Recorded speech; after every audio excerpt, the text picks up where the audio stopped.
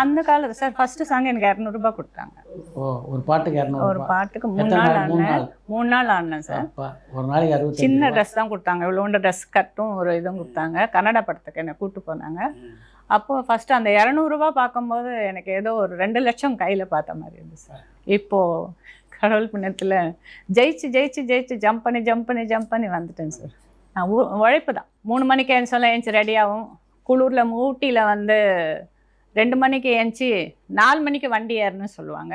என்ன லொக்கேஷன் போகிறதுக்கு 2 மணி நேரம் ஆகும். கரெக்டாக 6 மணிக்கு போய் சேரணுன்னா 2 o'clock நாங்கள் எழுந்திரிக்கணும், குளிக்கணும். அந்த குளூரில் பாடி இதெல்லாம் பேன் கேக் போடணும், ஹேர் ஸ்டைல் பண்ணணும், மேக்கப் போடணும். தலை ஹேர் ஸ்டைல் ரொம்ப ஹைட்டில் போடுவாங்க, வைப்பாங்க. அப்போல்லாம் நிறைய பின் குத்தி இப்படி கிரீடம் மாதிரி வைப்பாங்க சார். ஆமாம் சார், இவ்வளோ கிரீடம் மாதிரி வைப்பாங்க. டாக்கா போட்டு விட்டுருவாங்க ட்ரெஸ்க்கு. டாக்கான்னு தெரியாது, இவங்களுக்கு தச்சிடுவாங்க ட்ரெஸ்ஸை, தச்சு போட்டுருவாங்க. அதுக்கு முன்னாடி நாங்கள் ப்ரிப்பேர் தண்ணியே குடிக்க மாட்டோம் சார். பிரச்சனை லேடிஸ்க்கு உண்டான பிரச்சனை, தண்ணி கூட குடிக்க மாட்டோம் நாங்கள். ஸோ அந்த மாதிரி எல்லாம் நாங்கள் வேலை செஞ்சுருக்கோம். நிறைய பொறுமையாக இருந்து நாங்கள் டெடிகேஷன்ஸ். மேம்படுத்தப்பட்ட சமூக பொருளாதார வளர்ச்சியை அடைய மக்களுக்கு வழிகாட்டுவதே மக்கள் நீதி மையத்தின் முதன்மை பணி.